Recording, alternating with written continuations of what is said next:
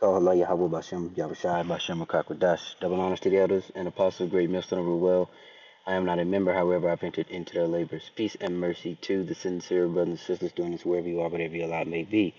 Another quick one. I'm gonna do my best to get through this as quickly as possible. I only gathered about 4 scriptures, but I gotta feel, I don't know, something telling me this is gonna be a little bit long. And if not, I'll do a part 2, and we'll get throughout the week, Lord willing.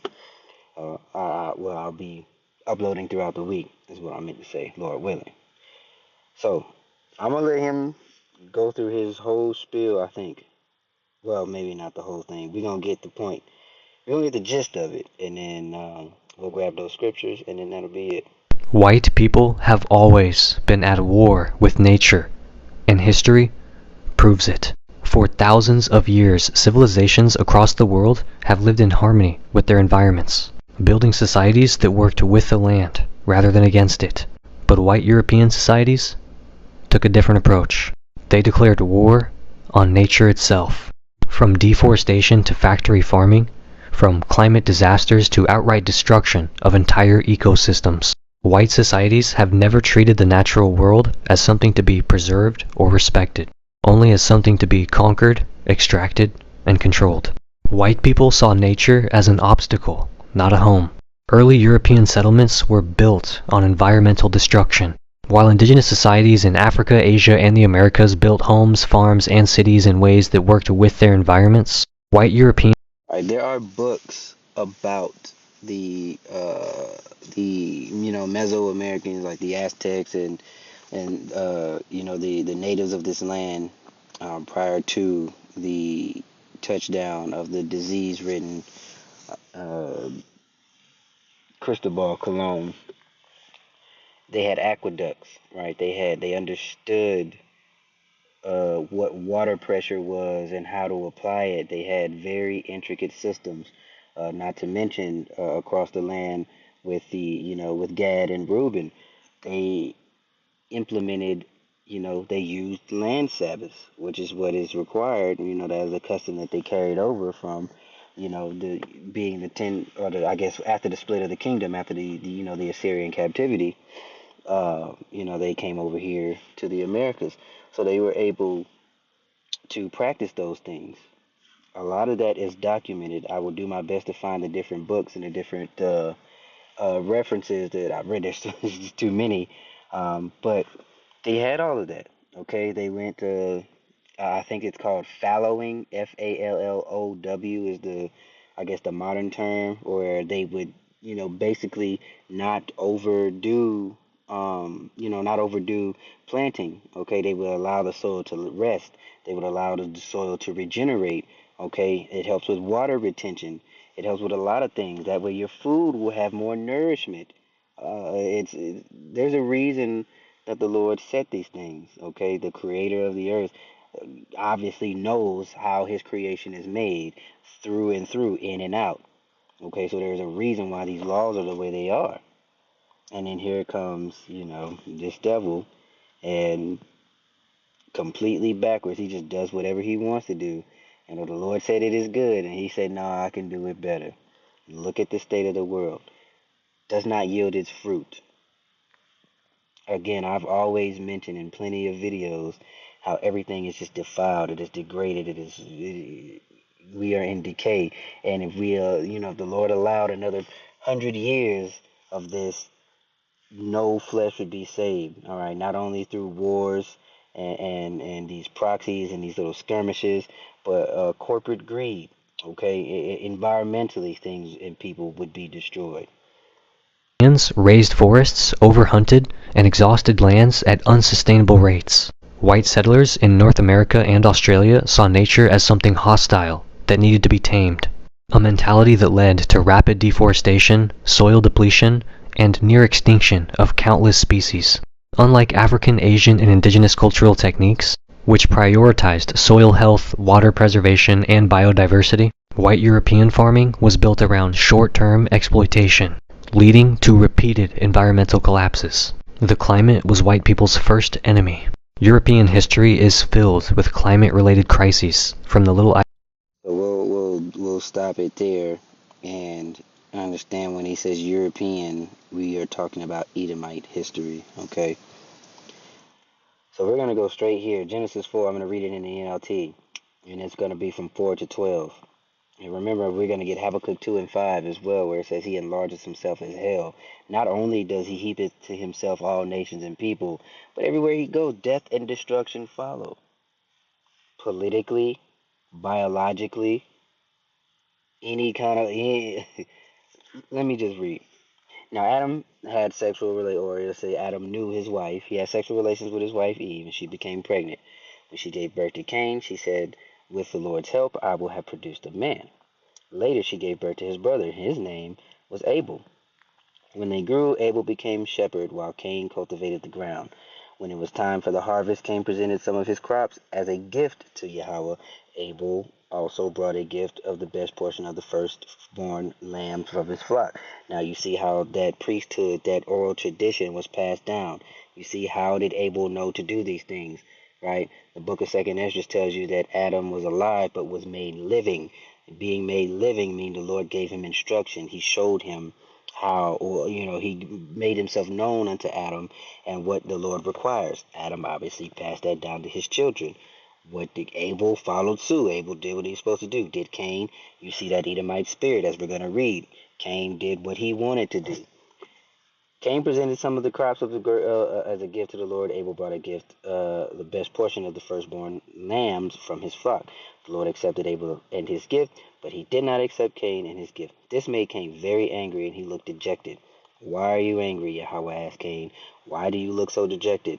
You will be accepted if you do what is right, but if you refuse to do what is right, then watch out. Sin is crouching at the door, eager to control you, but you must subdue it and be its master."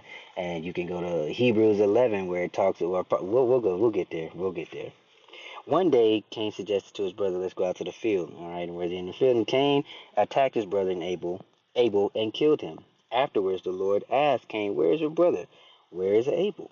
"I don't know," Cain responded. "Am I my brother's keeper or a guardian?" But Yahweh said, "What have you done? Listen, your brother's blood cries out to me from the ground. Now you are cursed and banished from the ground, which has swallowed your brother's blood. No longer will the ground yield good crops for you, no matter how hard you work. From now on, you will be a homeless wanderer on the earth." So see, that's where you read in the KJV, it talks about him being a vagabond, and that he is. They are everywhere. So when you go to Habakkuk, right? When I say Hebrews 12 and 16. So let's go to Hebrews first. Actually, no, we'll go in order. We'll go to Habakkuk, okay, where it talks about he enlarges himself as hell. Habakkuk, right. Obviously, I can't read. Habakkuk. Boom. 5 straight to the point. Yea, also because he transgresses by wine, he's a proud man, neither keepeth at home, who enlargeth his desire as hell, and is as death, and cannot be satisfied, but gather unto him all nations, and heapeth unto him all people. Okay, his soul that is lifted up is not upright. All right, verse 4. And that is not only with the people, that is with the land. They did everywhere they have gone, they have destroyed. Rape, rob, murder, pillage, and then dwindled the land to absolutely nothing. They are a cancer. Historically speaking, that is a historically accurate statement, that they are a cancer to the earth. Okay, Hebrews 12.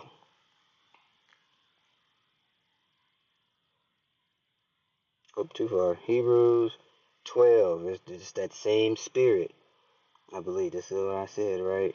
Hebrews 12:16. Straight to the point here.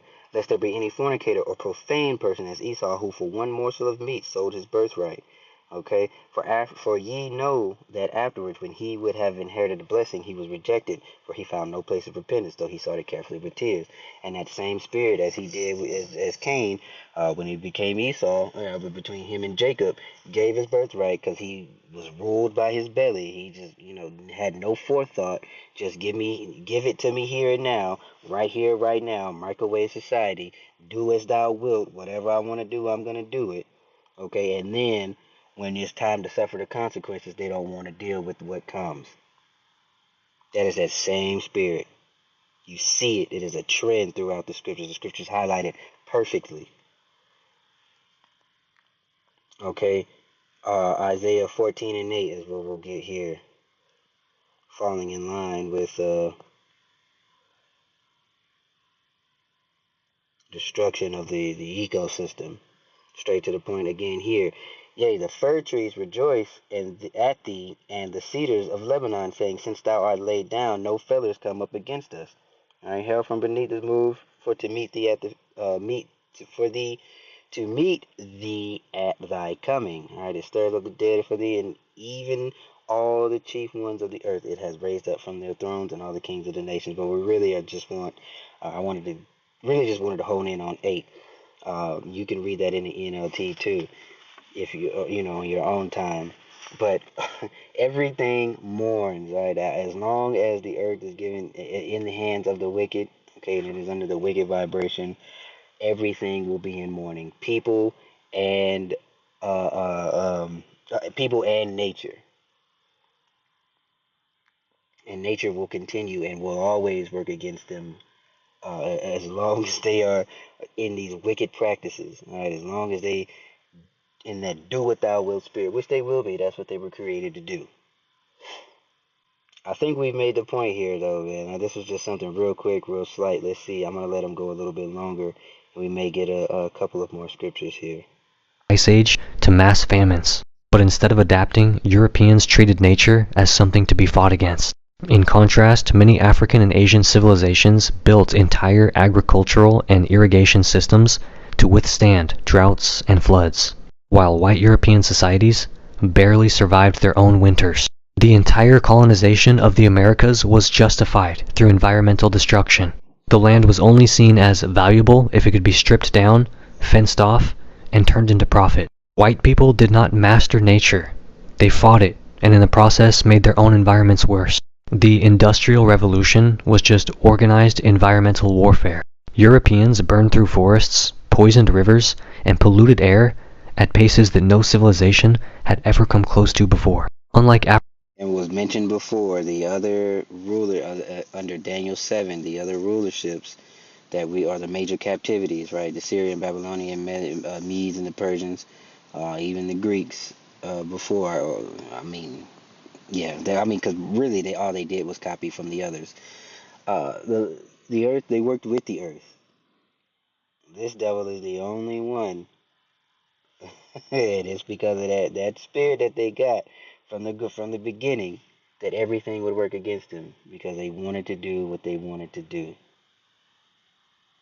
So let this be a lesson, not only something to highlight real quick, but also a lesson, I guess, on a microcosmic scale, for individuals. Do not be in that do what thou wilt spirit. Do not be hasty. Okay, the Lord requires patience. The Lord requires obedience. The Lord requires order. Okay, to be a friend of this world is to be at enmity with the Most High. If you are a friend with the ruler of this world, understand you will receive your just reward or punishment. So bear all of that in mind. Okay, let it be a cautionary tale if you decide, especially as we're moving into these wicked times. You don't think carnally. Don't think with the flesh. Your gift is spiritual. Pray, fast, repent. Shalom.